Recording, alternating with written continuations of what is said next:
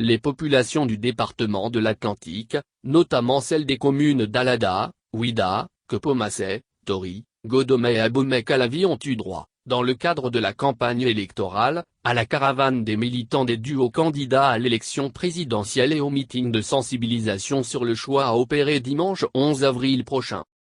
Des caravanes organisées par les militants des duos candidats à la présidentielle, de géants meetings de sensibilisation, des consultations et échanges avec les populations.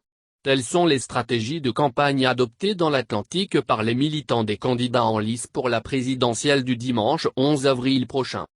Dans les communes d'Alada, Abomey-Calavi, Tori-Bocito, les militants multiplient ces actions pour rallier les populations à la cause de leur duo. Elles permettent de marquer sa présence dans le cœur des populations, comme l'a souligné Salomon Odjo, directeur adjoint de campagne du parti Force Kori pour un Bénin émergent, FKB. Son parti n'entend plus organiser de géants meetings comme ceux de Djigou et Parakou, mais compte mobiliser de petits groupes pour leur expliquer les enjeux de la présidentielle pour le parti du duo Alassane Soumanou-Paul Ounokpe, souligne-t-il.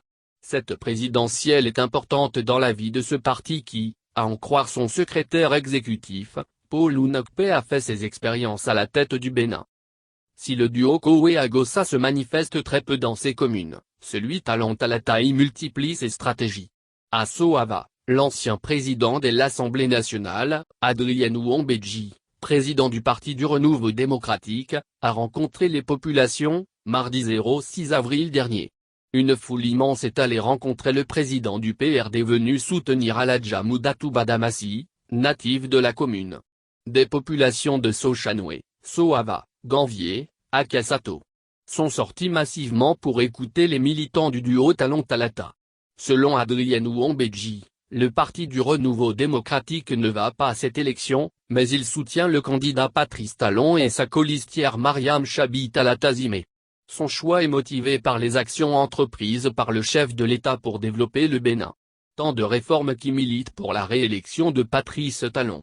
C'est pourquoi Adrien Ouambedji exhorte les populations à voter pour Talon Talata. À Calavi, le fan club de l'imam Shakirou Amoussou, Fasika, a échangé avec les femmes. Une rencontre suivie de caravanes dirigées par celles-ci. Des personnalités au contact des populations. Au cours de la même journée, Bruin-O Amoussou est allé galvaniser l'équipe de campagne de l'Union progressiste à Abomey-Calavi. Il a échangé avec les différents coordonnateurs de campagne, les chefs d'arrondissement, les maires.